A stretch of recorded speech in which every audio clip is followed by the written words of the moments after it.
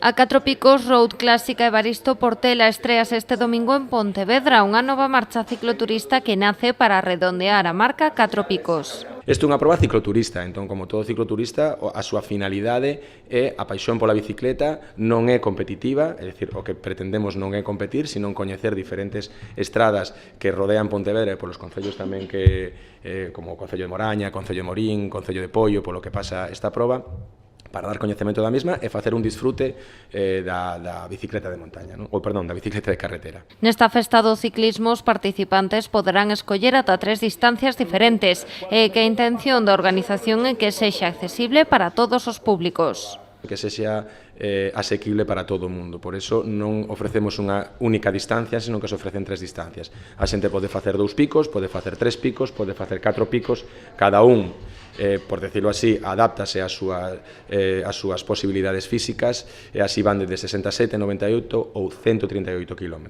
Non?